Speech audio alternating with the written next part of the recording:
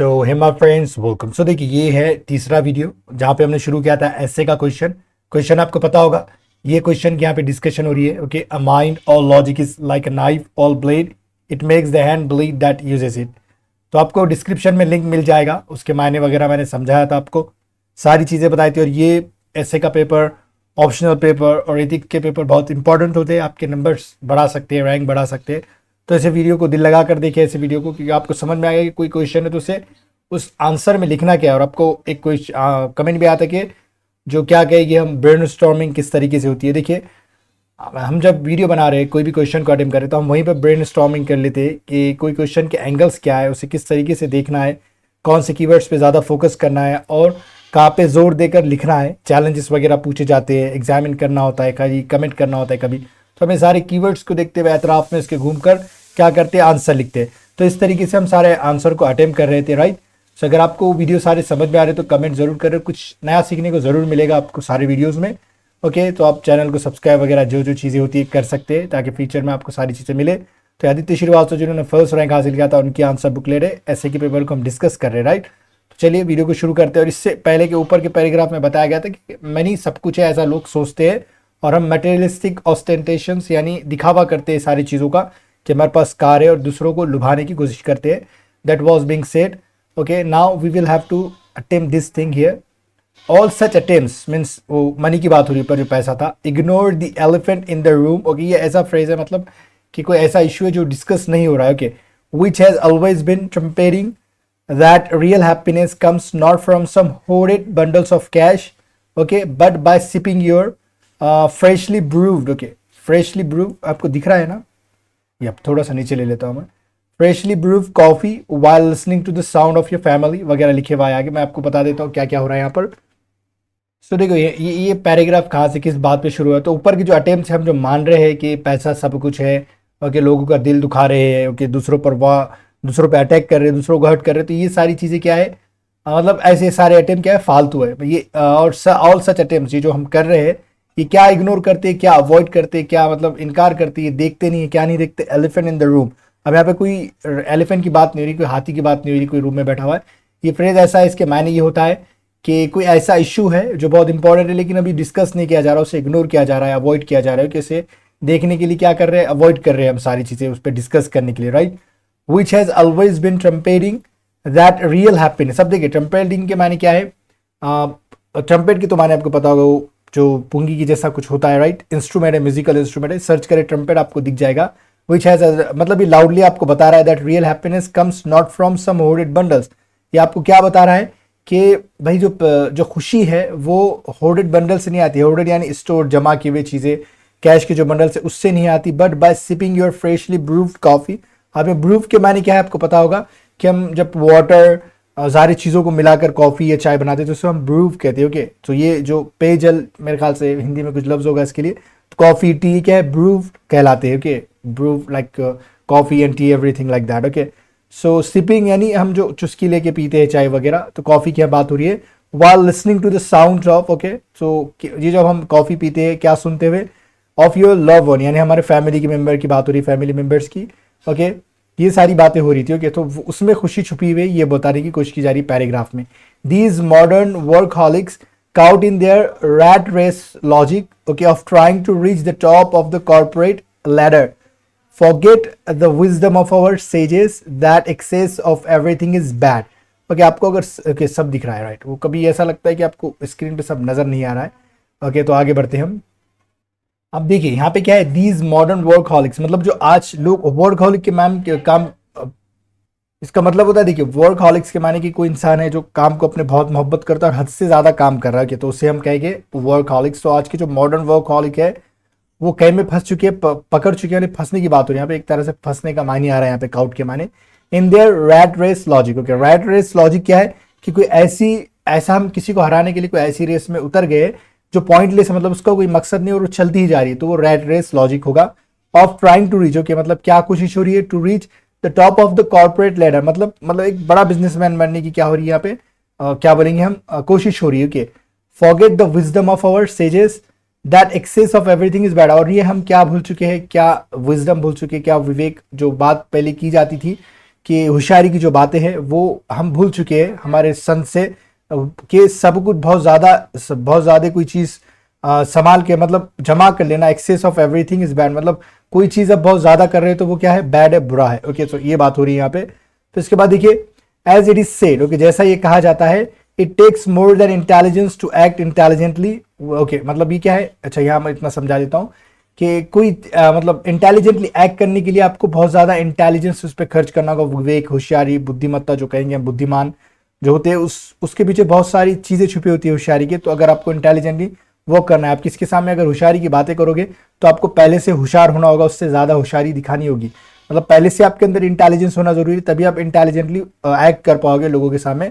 सो वो बात हो रही है यहाँ पे। Okay, wisdom allows the ostrich to take its head out of sand and face the storm by flying above the clouds like an eagle. So अब यहाँ पे क्या है, ऑस्ट्रिच की बात हो रही है। अब डाल दीजिए गूगल पे, आपको फोटो दिख जाएगी कौन सा परिंदे का नाम है, कौन से एनिमल का नाम है। ओके, सो ऑस्ट्रिच को क्या है, to take. Okay, so wisdom क्या करता है, विजडम क्या अलाउ करता है, सो विजडम जो है, ये बुद्धि जो है वो क्या अलाउ करती है ऑस्ट्रिच को, कि वो अपना सर बाहर निकाले सैंड से, रेती से, और फेस करे मतलब तूफान को, के मतलब फ्लाइंग अबो, ऊपर उड़ते हुए, क्लाउड्स में, लाइक एन ईगल, ईगल की तरह। तो ये एक तरह से वर्ड्स को बुनकर, बनाकर, डेकोरेट कर सजाकर बोलना पड़ता है ऐसे में, राइट।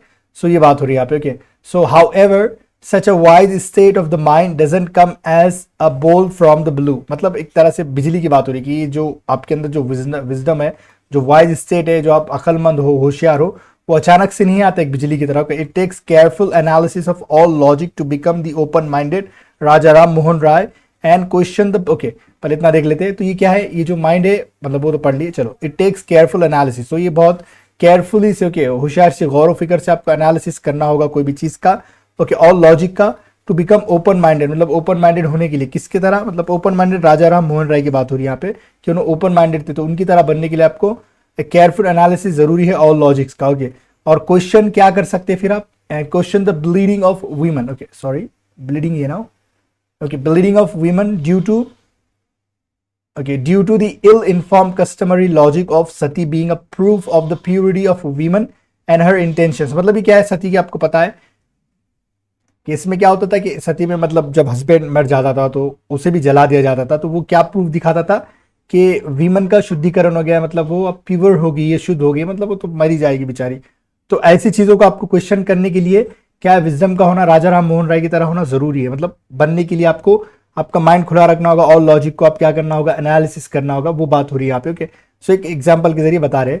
सो द जन आंदोलन build by Raja Ram Mohan Roy required both prudence as well as, okay, a sense of justice to uphold the welfare of 50% of the population. Okay,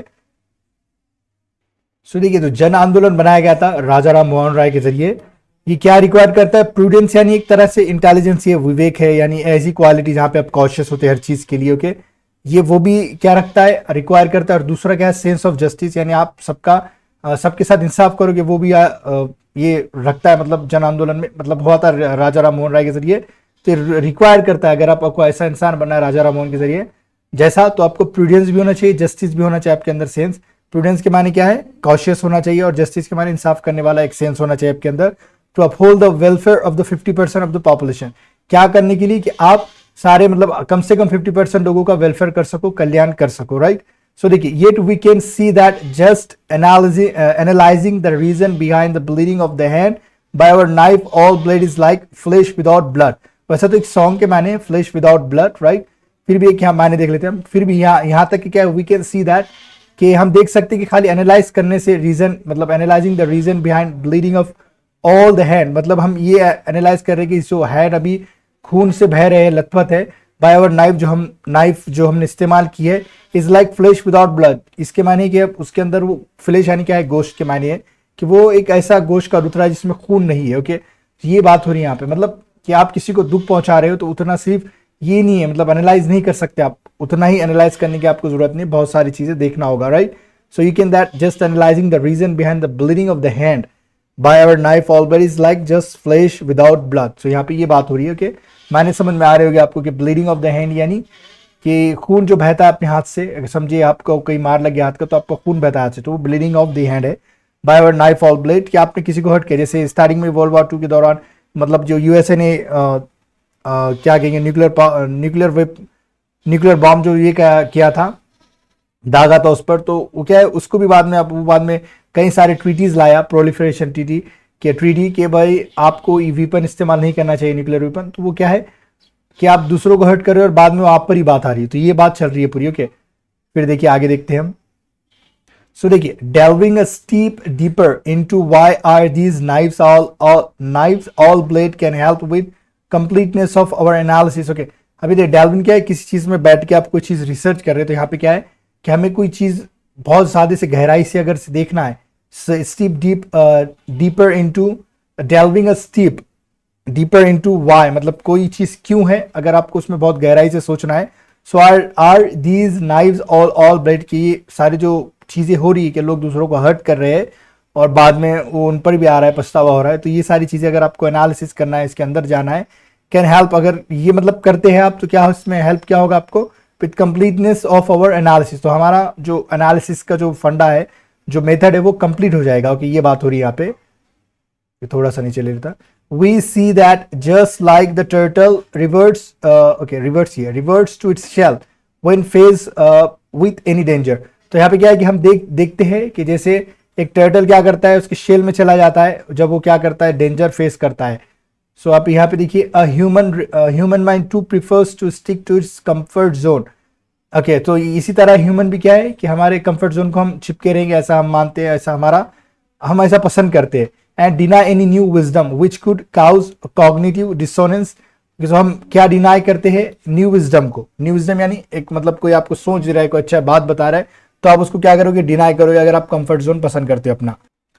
which could cause मतलब जो क्या काउज करेगा, कॉग्निटिव डिसोनेंस। कॉग्निटिव डिसोनेंस क्या होता है कि आप कोई बिलीफ लेकर बैठे हो और वो बिलीफ आपको पता है कि बाद में क्या कहेगी हम, कि वो बिलीफ टूट जाएगा। मतलब क्या कहते हैं बिलीफ को, आपका जो भरोसा है, अच्छा भरोसा है कोई चीज पे, आप भरोसा कर बैठे हो और आपको कोई बोलता है कि नहीं भाई ये बात गलत है, तो आपको कैसा अनप्लेजेंट फील होगा, राइट।